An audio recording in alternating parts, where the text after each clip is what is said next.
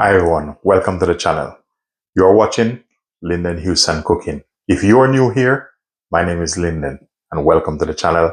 Thanks for visiting and thanks for stopping by. Let's get into the video. Today I'll be showing you how to make a rich, nourishing, homemade goodness, golden chicken simmer stock.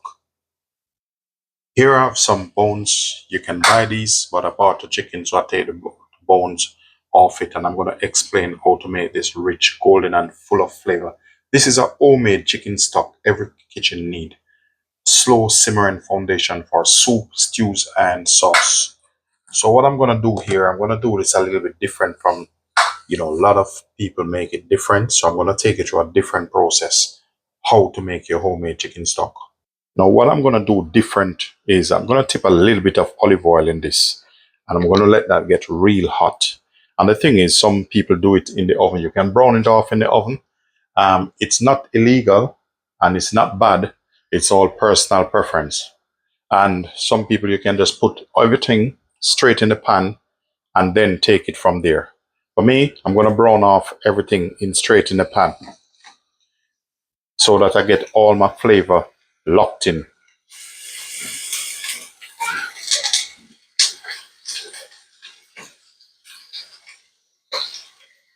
So part of our America, I'll be using some celery. Will add great flavor to this. You don't have to worry about cutting them too nice because they're gonna go in the stock pot anyway. Next up, we'll be using about 2 carrots. And as I said, with this, just rough chop it. You don't have to worry fancy cutting it. And this is part of our America.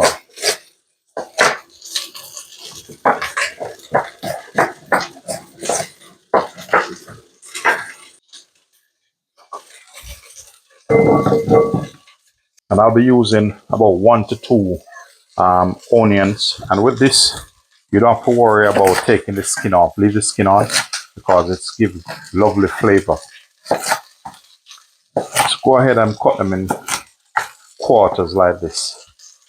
Remember, you're not eating the skin, we're just building up on our stock.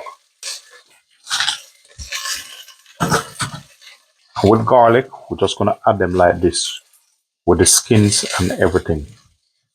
Now our chicken is well browned, and that's the flavor in the bottom of the pot there.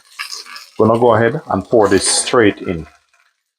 Now this is my way of doing my chicken stock. So we're going to saute off this a little bit. Not much, just to catch some flavor. And then we're going to add our hot water. Make sure you have boiling water ready. So to speed things up, my water already boiled. Will just give me a stepping stone to let this sauce finish quicker. So ensure the water cover all your bones and your marrow power. This chicken stock is packed with nourishment and nutritional value. This can be a foundation for your stock, also soup and sauce. What I'm going to do now, I'm going to put a lid over it. Normally this takes about 4 hours. For part of my marrow, I'll be using some fresh thyme in this, bit of rosemary and bay leaf. Now, there's something you need to notice. Do not put too much of the bay leaf in it or the rosemary because they're very strong flavor and they will overpower. So my choice is a bit of fresh thyme, rosemary, and bay leaf. Next thing I'm going to add to this is some pimento berries. That's personal preference. Otherwise, you can add some peppercorn in it. Our chicken stock is going well so far. So I'm just going to add these berries to it. What I'm going to do now, I'm just going to stir it just to check on what's going on. If you notice the color of it already, you don't want it too dark.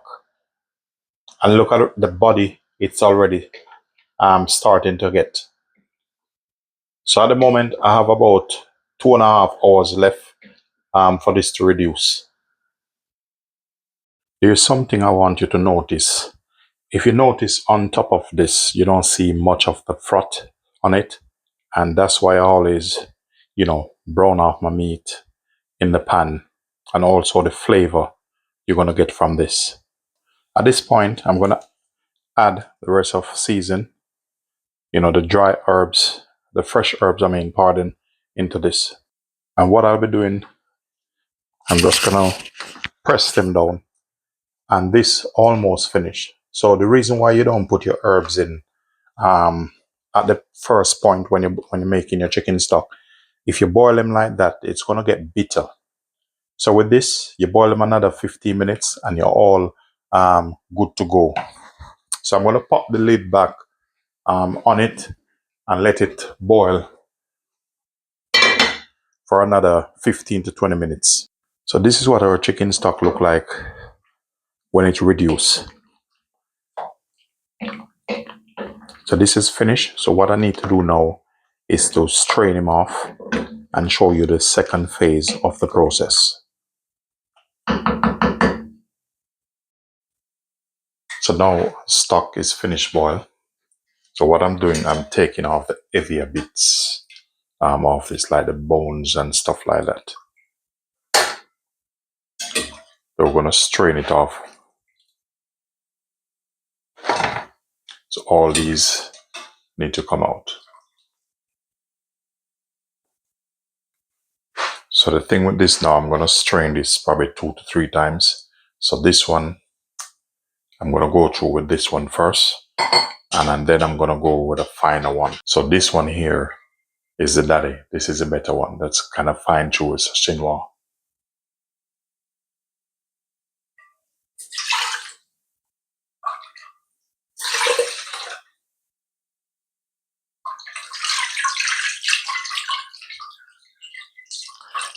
As you can see, the richness of this, and it looks different.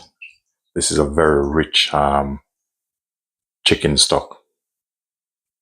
What I'll be doing now, I'm going to strain it off another time, and this is this one is a little bit more expensive, and this kind of fine tuned.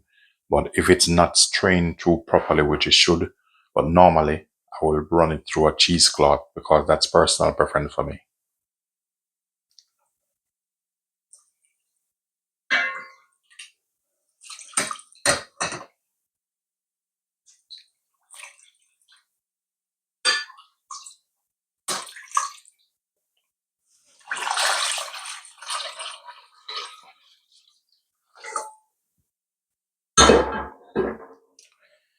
And you're going to notice the color start to get a little bit lighter because of the strain. Look at this. This is just a protein from the chicken.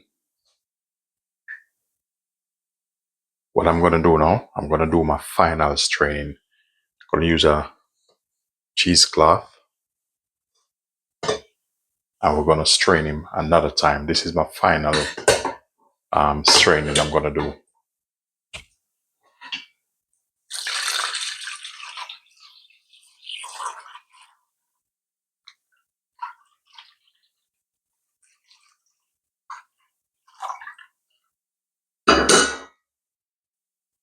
So with this, grab all the ends,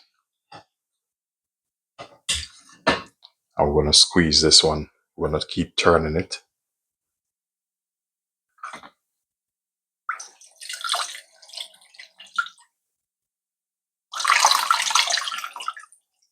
Once you're finished, there should be no residue left. As you can see, this is what come out of it.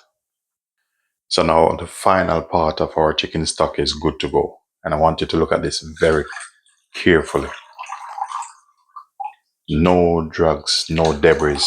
That's what you call a perfect chicken stock. And if you do find value in this content, don't forget to like, share, subscribe, do leave positive comment. Look at this. It doesn't get better than this. And this, you can use it for sauce, soup, rice, whatever you want to use it for. Your stews, this is perfect for that. So what I do here, I just put them in these containers. Look how clear and lovely the stock is. And that's what you want in real chicken stock.